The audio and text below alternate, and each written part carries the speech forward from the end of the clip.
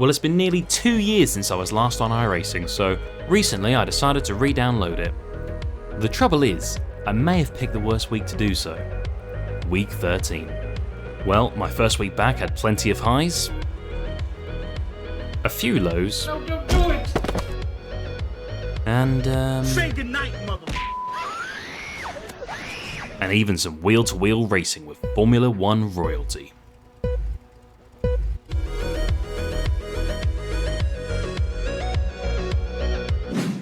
So for those who don't know, week 13 on iRacing is kind of like the break between seasons. Most of the races are unranked, so they don't affect your iRating or crucially your safety rating.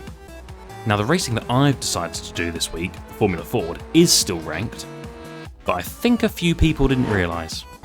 Now what this means is you want to qualify as well as you can to avoid the mid-pack melee. Throw it into turn 1. Didn't really threaten the apex there, or the exit curb for that matter, but it's fine. It's clean, we can get a lap on the board. Heading down the hill now, using as much of the track as we can. Little squirt of power before we get hard on the brakes, down 2 gears. Miss the curb on the inside, get back on the loud pedal. Oh, fuck. This is absolutely fine, we get 2 laps for a reason, it's time to make this one count. Heading into turn 1 now, spot the braking point perfectly. Tip her in, nail the apex this time, bring her out to the exit curb. Climbing through the gears now, the little 4 cylinders screaming as we're reaching heights of 40 miles an hour. Heading down the hill, squirts of power, hard on the brakes. Down the gears, mount the curb this time. And we've made it through safely. Right, just a few easy right-handers to go and we've done it. We're going to get a lap on the board and it's going to be a quick one. What the f*** are they painting these curbs with? Anyway, moving swiftly on from that. The next day, the racers were at Rugskugen? The Norwegian racetrack. Well, this time I actually managed to string a qualifying lap together, so we're starting from pole, get a good launch, already starting to gap the field. All I've got to do now is survive the first lap on cold tyres and see where we are. They say you cut the course. You'll have to slow down and give up the time gained. I am stupid. I am stupid.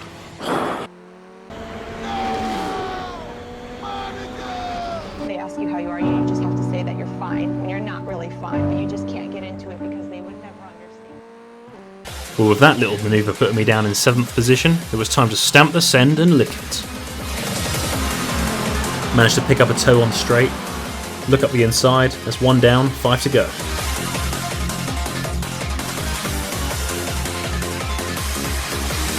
A little wobble from the 17 lets me slip up the inside, so to speak.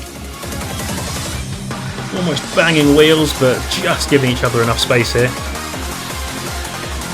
And that's another move done, up to P5.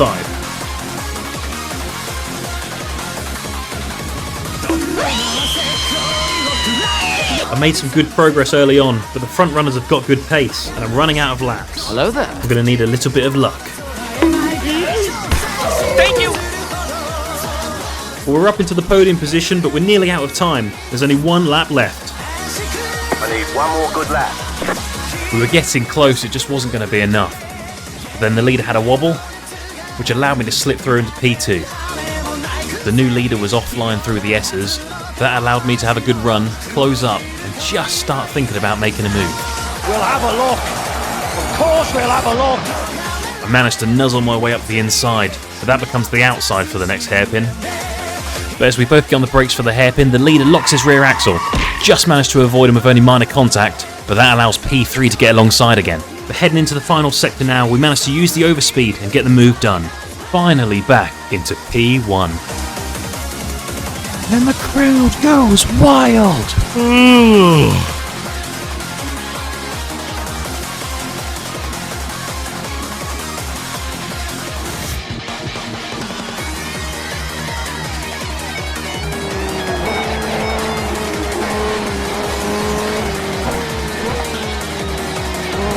So after a pretty stonking qualifying lap, I realised I just lined up on pole alongside the current Formula 1 reigning world champion older brother.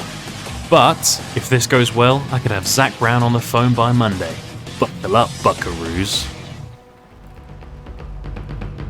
Knowing there was a potential McLaren F1 seat on the line, I gave it everything, getting a perfect launch off the line and heading down to turn 1 in the lead. But this Norris fella was proven difficult to shake. Who would have thought? After a few laps of stalking me like his prey, I pushed wide in the last corner, catching the grass and allowing him a run into turn 1. I made my one defensive move. He pulls left to overtake, but then darts right for the dummy. Thankfully, he's just too far back to try it. But it was just starting to feel inevitable. As we gapped the rest of the field, it was only going to be a matter of time before he got me. I was digging deep, pumping in qualifying lap after qualifying lap, but I just couldn't shake him. This was looking like his chance.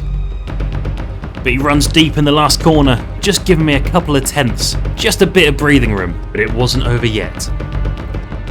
2 laps to go, I can practically read the serial code on my gearbox. It's looking like he's finally gonna get me. But then...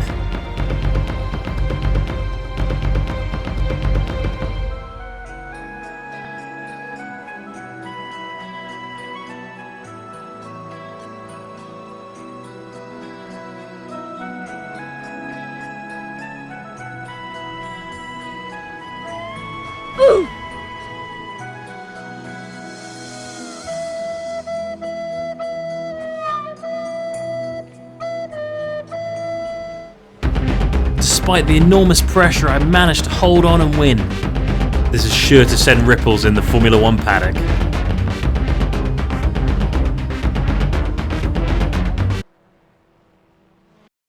I know it's hard to remember the people we used to be. It's even harder to remember through the right next to me.